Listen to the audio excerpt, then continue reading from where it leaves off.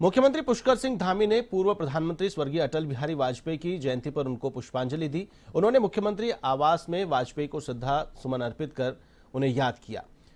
साथ ही अटल बिहारी वाजपेयी कुशल प्रशासक, राजनीतिज्ञ एवं लोकप्रिय जननेता के साथ महान वक्ता थे, जिन्हें समाज के सभी वर्गों ने सम्मान दिया। वाजपेयी के लिए राष्ट्रहित सर्वोपरि था। अटल जी उत्तराखंड राज्य के प्रणेता रहे हैं। उन्होंने न केवल उत्तराखंड राज्य का निर्माण किया बल्कि राज्य विकास के लिए आधार भी तैयार किया। ये तमाम बातें सीएम पुष्कर सिंह धामी ने कही।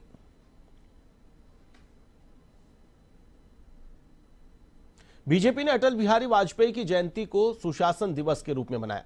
पार्टी मुख्यालय में गोष्ठी का आयोजन किया गया। कार्यक्रम में राज्यसभा सांसद नरेश बंसल के साथ भाजपा के विधायकों और पदाधिकारियों ने शिरकत की।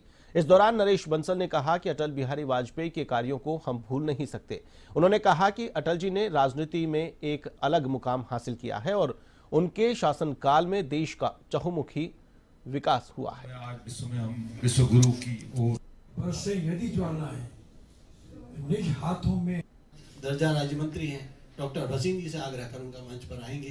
श्रद्धांजलि होगी। मैं उनको नमन करता हूं और अपनी वाणी को विराम देता हूं। उसको लेकर के हम बाधाओं को पार करते हुए हम तो कहते हैं। मुख्यमंत्री पुष्कर सिंह धामी ने जम्मू कश्मीर में शहीद हुए जवानों को श्रद्धांजलि दी। उन्होंने कोटद्वार निवासी राइफलमैन गौतम कुमार और चमोली निवासी वीरेंद्र सिंह के पार्थिव शरीर पर पुष्प चक्र अर्पित कर श्रद्धांजलि दी। मुख्यमंत्री ने कहा कि देश रक्षा में प्राण न्यौछावर करने वाले इन शहीदों को देश हमेशा याद रखेगा। राज्य सरकार हर पल सैनिक परिवारों के साथ खड़ी है। उन्होंने शहीद गौतम कुमार और वीरेंद्र सिंह के परिजनों से बात कर ढाढ़स बंधाया। उन्होंने कहा कि जवानों का यह बलिदान सदैव सभी को राष्ट्र सेवा के लिए प्रेरित करता रहेगा। मुख्यमंत्री पुष्कर सिंह धामी ने कनखल स्थित दिव्य आध्यात्म महोत्सव में शिरकत की। यहां उन्होंने संतों महंतों से आशीर्वाद लिया। महोत्सव में उन्होंने कहा कि यह महोत्सव आध्यात्मिक जागरण का काम करेगा। धामी ने कहा कि युवा पीढ़ी को यह प्रेरित भी करेगा। भारत माता की का काम महाराज जी ने दे दिया। कहते हैं हमें आपके ये दिव्य आध्यात्मिक महोत्सव जो लगातार पिछले 2-3 दिनों से लगातार यहाँ पर बहुत चैन पर देश भर के लोगों का आना जाना है। बड़े बड़े हमारे कुछ संतगण भी आ रहे हैं, सामाजिक क्षेत्र के लोग भी आ रहे हैं, राजनीतिक क्षेत्र के लोग भी आ रहे हैं। निश्चित रूप से एक आध्यात्मिक जागरण का काम भी इस समारोह ने किया है और हमारी नई पीढ़ी का ये आध्यात्मिक जागरण का एक बहुत बड़ा मार्ग ये आपका ये जो आध्यात्मिक महोत्सव है, ये आध्यात्मिक समारोह है, ये नई पीढ़ी को प्रदत्त होगा। आज इस समारोह में हजारों वर्षों की हमारी महान और समृद्ध संत परंपरा के साक्षात दर्शन एक साथ हो रहे। हमारी संत परंपरा किसी मत, पंथ, आचार, विचार को फैलाने तक सीमित नहीं है। हमारे संतों ने पूरे विश्व को जोड़ते हुए वसुधैव कुटुंबकम के भाव को। खनन कारोबारियों में आपस में रोंगटे खड़े कर देने वाले खूनी संघर्ष में अजीतपुर के आईटीआई थाना क्षेत्र में खनन को लेकर 2 गुटों में खूनी संघर्ष हुआ। दोनों ओर से ताबड़तोड़ फायरिंग, लाठी डंडों से, तलवारों से जमकर हमला किया गया। इस संघर्ष में कुछ लोगों के घायल होने की सूचना है। पुलिस ने मौके पर पहुंचकर स्थिति का जायजा लिया। तो वहीं मामला खनन कारोबार से जुड़ा हुआ बताया जा रहा है। इस घटना से आसपास के क्षेत्र में दहशत का माहौल है।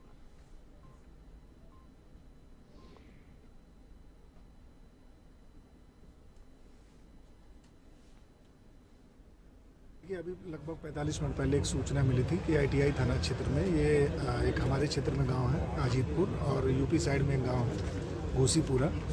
इस दोनों गांवों के मध्य में एक रास्ता है। जिस रास्ते से खनन की गाड़ियों को ले जाने के संबंध में किसी बात पे विवाद हुआ। विवाद में दोनों पक्षी एक दूसरे में भिड़े, जिसमें घोसीपुरा का जो दूसरा पक्ष था जो यूपी साइड का है उनके द्वारा फायरिंग की गई, जिसमें इस साइड के 2 लड़कों को जो अभी चिकित्सक के द्वारा बताया गया कि 312 बोर के कुछ छर्रे लगे हुए हैं। न्यू ईयर पर टनकपुर पूर्णागिरि धाम दर्शन करने आने वाले श्रद्धालुओं के लिए टैक्सी यूनियन सुविधाएं उपलब्ध कराएगी। इस सिलसिले में टनकपुर टैक्सी यूनियन की बैठक हुई। बैठक में 31 दिसंबर और न्यू ईयर के दौरान पूर्णागिरि आने वाले श्रद्धालुओं को सुविधाएं उपलब्ध करवाने पर चर्चा की गई। टैक्सी चालकों को वाहनों के पूर्ण दस्तावेज के साथ यातायात नियमों का पालन करने, यात्रियों के साथ अभद्र व्यवहार न करने, अधिक किराया न वसूलने, नशे में वाहन नहीं चलाने के निर्देश दिए गए हैं।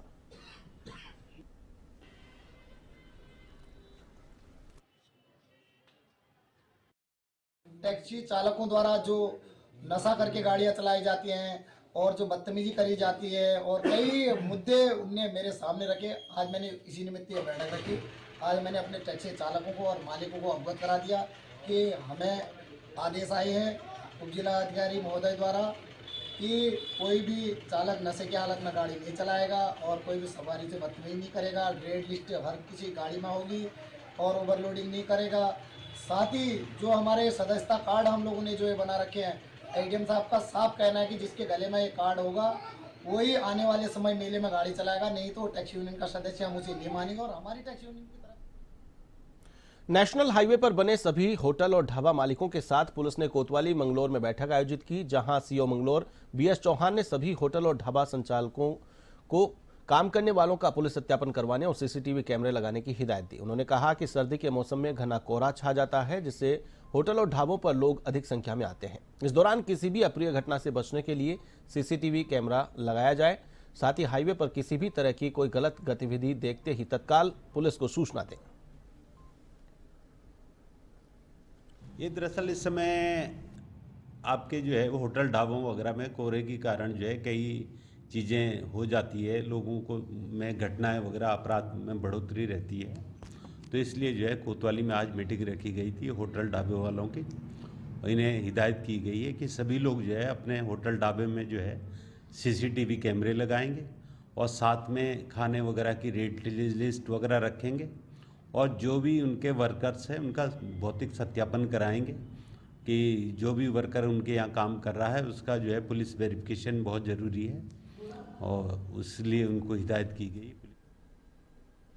क्रिसमस का जश्न मनाने के लिए देहरादून आने वाले सैलानियों की यातायात पुलिस पूरी तरह तैयार है। शहर को 5 जोन और 17 सेक्टर में विभाजित किया गया। देहरादून के वरिष्ठ पुलिस अधीक्षक अजय सिंह ने बताया कि राजपुर रोड जाखन में संचार कट को पूरी तरह से बंद किया गया है। राजपुर और मसूरी की ओर से आने वाले यातायात को कुठाल गेट से डाइवर्ट किया गया है।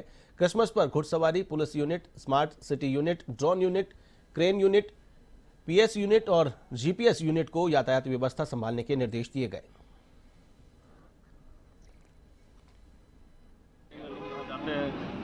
में अपना प्रेसिडेंट में जाते हैं, सभी जगह व्यवस्था हमारी मोबाइल पार्टी टीम और खासकर जो चर्च है, धार्मिक स्थल है, वहां पर भी अलग तरीके। देश विदेश में क्रिसमस काफी उत्साह के साथ मनाया जा रहा है। उत्तराखंड के टनकपुर में क्रिसमस डे हर्षोल्लास के साथ मनाया जा रहा है।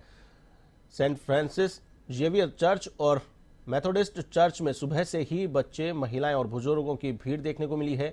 ईसाई समुदाय के लोगों में काफी उत्साह देखने को मिला। इस दौरान लोगों ने चर्च में प्रार्थना की और केक खिलाकर एक दूसरे को शुभकामनाएं दी और छोटे बच्चों को गिफ्ट भी बांटे गए।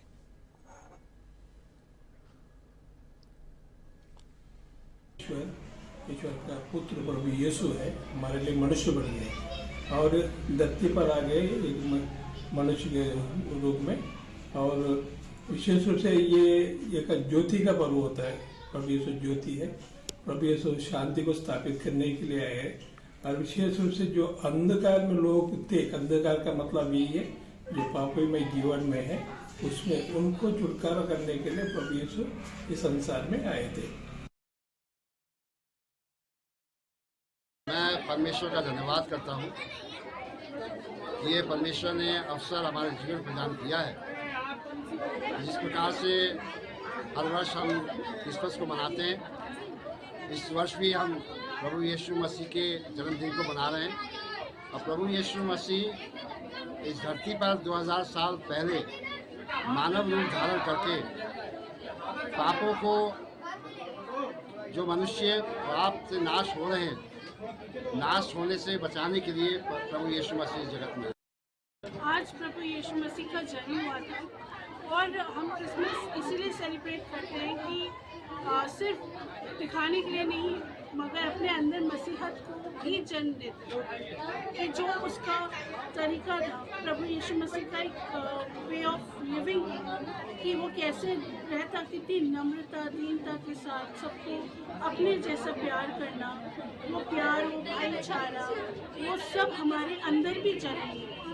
जब तक हमारे अंदर प्रभु यीशु मसीह जीवित नहीं तो हमारे देश भर में क्रिसमस पर्व की धूम है। इसी के चलते राजधानी देहरादून में क्रिसमस मनाया गया, जहां सेंट फ्रांसिस चर्च में लोगों ने प्रार्थना की। सभा में लोग मौजूद रहे, जिसके बाद लोगों ने एक दूसरे से शुभकामनाएं शेयर की। प्रभु यीशु का जन्मदिन मनाया गया। इस दौरान चर्च में झांकी सजाई गई तो सांता क्लॉज ने बच्चों और बड़ों को गिफ्ट बांटे। फादर विजय पॉल ने क्रिसमस के महत्व के बारे में लोगों से जानकारी साझा की। क्रिसमस का त्योहार प्रेम और शांति के साथ बड़ी ही हर्षोल्लास के साथ मनाना चाहिए, ये तमाम बातें कही गई।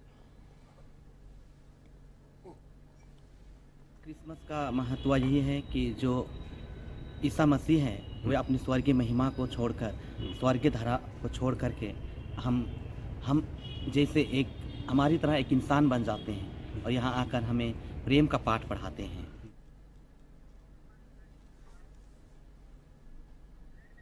कांग्रेस की गुटबाजी से आहत किसान कांग्रेस प्रदेश उपाध्यक्ष सहित तमाम पदाधिकारियों ने सामूहिक इस्तीफा दिया है।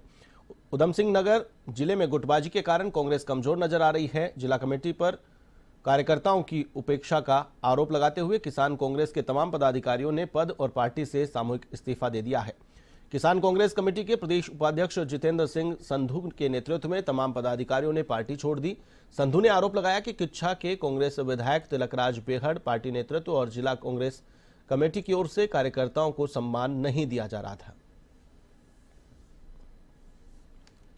मेरा इस्तीफा देने का कारण यह है कि आपसी जो ऊपर गुटबाजी है, आज आप देख ही रहे हो इतनी बड़ी खींचातानी हो रही है, एक दूसरे की टांग खींचने को लगे हैं और गुटबाजी के कारण मैं आज इस्तीफा दे रहा हूँ। और मेरे साथ जितने भी मेरे समर्थक हैं, मेरे साथ पदाधिकारी हैं, सब मिलकर हमने सलाह की है। और सरदार वरिंग सिंह सिद्धू कांग्रेस किसान प्रदेश सचिव होने के नाते कांग्रेस की आपसी गुटबाजी से आहत होकर के इस्तीफा दे रहा हूं, जिससे हमारे समर्थक जो साथ में हैं, जो भी हमारे पास काम के लिए आते हैं, उनका भी काम नहीं हो पाता और उनकी भी शिकायतें मिलती हैं। इसी को देखते हुए हमने इस्तीफा दिया और हमारे भाई, छोटे भाई संधू साहब जी हैं, जो जैसे भी जो आगे का डिसीजन लिया जाएगा उनके साथ हैं और सर्वमत ढंग से उनके साथ रहेंगे। इस चीज को लेकर नाराजगी कोई नहीं है। प्रदेश कांग्रेस का मैं महामंत्री हूं और मैं कांग्रेस की गुटबाजी की वजह से इस्तीफा दे रहा हूं। मैं किसी के दबाव में नहीं और मैं अपनी स्वेच्छा से और इस्तीफा दे रहा हूं। इस्तीफा देने का मेन मकसद ये है कि आज हमारे कांग्रेस पार्टी में आप देखिए किच्छा में 8-9 नेता। खनन रॉयल्टी और फिटनेस सेंटर को निजी हाथों में देने का विरोध जारी है। खनन कारोबारी और प्रत्यक्ष और अप्रत्यक्ष रूप से खनन कारोबार से जुड़े लोग अपने परिवार सहित हल्द्वानी के बुद्ध पार्क में धरने पर बैठे हुए हैं।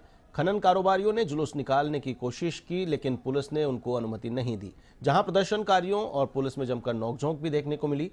धरने को कांग्रेस के अलावा कई संगठनों ने समर्थन दिया है। खनन कारोबारियों ने चेतावनी दी है कि जब तक उनकी मांगें नहीं मानी जाती है, तब तक इसी तरह से धरना प्रदर्शन जारी रहेगा।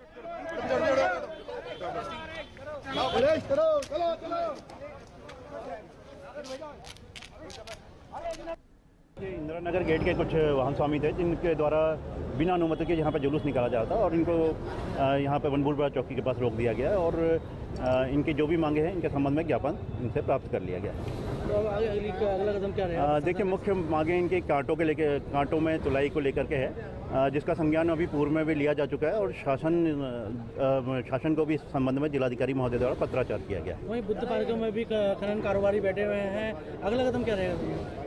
जो भी कमियां इस बीच उजागर हुई हैं खनन को लेकर के, तो उनको रुद्रपुर में अयोध्या में निर्माणाधीन श्री राम मंदिर से पूजित अक्षत कलश यात्रा निकाली गई। कलश यात्रा शिशु मंदिर से प्रारंभ होकर डीडी चौक होते हुए दुर्गा मंदिर, 5 मंदिर पहुंची, जिसमें बड़ी संख्या में महिलाएं कलश लेकर यात्रा में शामिल हुई। पूरा शहर जय श्री राम के जयकारों से गूंजता नजर आया। कार्यक्रम में विधायक शिव अरोरा भी शामिल हुए। उन्होंने कहा कि करोड़ों राम भक्तों की तपस्या अब राम मंदिर के रूप में अपना आकार ले रही है। इस दौरान उत्तम दत्ता, पूर्व मेयर रामपाल, अनिल चौहान, भारत भूषण चुघ और अन्य लोग भी मौजूद रहे।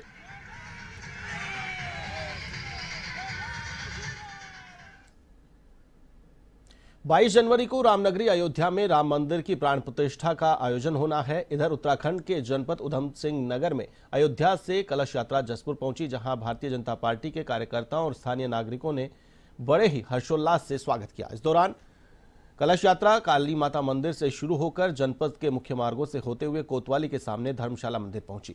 इस दौरान बड़ी संख्या में महिलाओं, पुरुषों और युवाओं ने भाग लिया। वहीं श्री राम लला के जयकारों से नगर गुंजायमान हो उठा।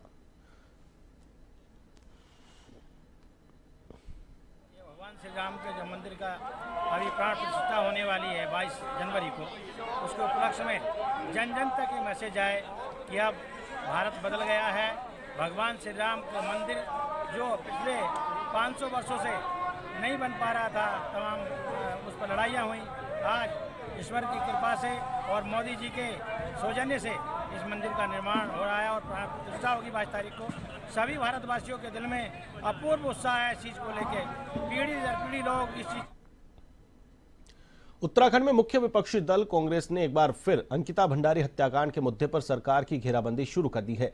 कांग्रेस प्रदेश अध्यक्ष करण माहारा ने प्रेस वार्ता कर मामले में साक्ष्य मिटाने के आरोप लगाए हैं। उन्होंने मुख्यमंत्री पुष्कर सिंह धामी के इस्तीफे तथा विधायक रेणु बिष्ट के खिलाफ कार्रवाई की मांग की है। विषय भाई उत्तराखंड में जो एनसीआरबी की रिपोर्ट है वो बड़ी चिंताजनक है। आज 905 रेपों की बात एनसीआरबी ने कही है और साथ में कहा है 778 केस महिलाओं के अपहरण के हैं। निश्चित ही ये चिंताजनक बात है। दूसरा, अंकिता भंडारी मर्डर केस में जिस तरीके से दीपक ने अपना बयान दर्ज कराया है कि एसडीएम और विधायक के कहने में डोजर चला, तो निश्चित ही उनके खिलाफ 201 और 120B के तहत मुकदमा दर्ज होना चाहिए। मुख्यमंत्री के 22 सितंबर 2024 के क्रिसमस के मौके पर अल्मोड़ा के ऐतिहासिक चर्च में विशेष प्रार्थना का आयोजन किया गया। यीशु के जन्मदिन पर उनके संदेश को पढ़ा। इस दौरान पादरी ने कहा कि देश की अमन दुआ के लिए प्रार्थना की गई है। स्थानीय विधायक सहित कई गणमान्य लोगों ने यीशु की जन्मदिन के इस कार्यक्रम में शिरकत की।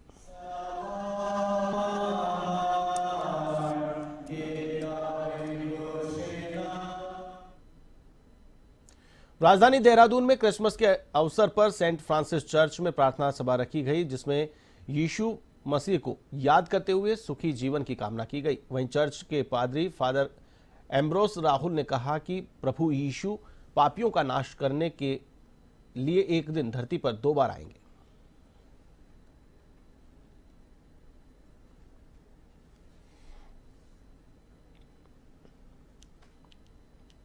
क्रिसमस का पर्व है, एक प्रेम का, एक शांति का, एक आनंद का पर्व है। और इस दिन जब हम 24 रात्रि की विशेषकर हम लोग प्रेयर प्रार्थना करते हैं, हम याद करते हैं कि ईश्वर का बेटा जिसने सब कुछ बनाया, सब कुछ का निर्माण किया, संपूर्ण सृष्टि की रचयिता वो है, वो इंसान। We are feeling very happy as this is the second time I am visiting this church and I am visiting this with my friends this time. So I'm feeling very happy and it's a joyous festival, and after that we'll be having a new year. So we all are happy that we'll be entering new year together. Champawat जिले के चूका गांव से भारी क्षमता वाले 10 tyre वाहनों का पर्वतीय क्षेत्र में गैर कानूनी तरीके से संचालन हो रहा है। इससे खनन व्यापारियों में खासा आक्रोश देखने को मिल रहा है। खनन व्यापारी अध्यक्ष अमन ठाकुर के साथ राष्ट्रीय राजमार्ग ककराली गेट के समीप धरने पर बैठ गए। हालांकि बाद में एसडीएम आकाश जोशी के आश्वासन के बाद विरोध प्रदर्शन को समाप्त कर दिया गया। इस दौरान अध्यक्ष अमन ठाकुर ने कहा कि अवैध रूप से अधिक भार क्षमता वाले 10 टायर वाहनों से चूका क्रैशर से खनन सामग्री को टनकपुर होते हुए ले जाया जा रहा है, जबकि यह मार्ग पर्वतीय के अलावा धार्मिक मार्ग भी है। हमारा ये जो मार्ग है धार्मिक स्थल मार्ग है, तो ये 10 टायर जो वाहन चल रहे हैं पर्वतीय क्षेत्र में, मेन तो ये है बात, इनको अनुमति किसने दी है, कौन है इसका जिम्मेदार। जो पर्वतीय क्षेत्र में इतने भारी क्षमता के वाहन चल रहे हैं, सड़क दुर्घटना हो सकती है उसमें, इतने कोई है नहीं। ये माननीय हमारे जो कैबिनेट मंत्री थे चंद्रराम दास जी, उन्होंने अपने अधिकारियों को एक विकास कार्य हेतु वाहनों की भार क्षमता बढ़ाने के लिए अधिकारियों को उसमें कार्रवाई करने के निर्देश दिए थे। रक्षा मंत्री राजनाथ सिंह का हरिद्वार पहुंचने पर मुख्यमंत्री पुष्कर सिंह धामी ने स्वागत किया। वे कनखल स्थित हरिहर आश्रम में आयोजित दिव्य आध्यात्मिक महोत्सव कार्यक्रम में शिरकत करने पहुंचे। सुरक्षा को लेकर चप्पे चप्पे पर पुलिसकर्मी तैनात थे। महर्षि दयानंद सरस्वती की 200वीं जयंती पर गुरुकुल कांगड़ी विश्वविद्यालय में वेद विज्ञान एवं संस्कृति महाकुंभ का आयोजन किया जा रहा है।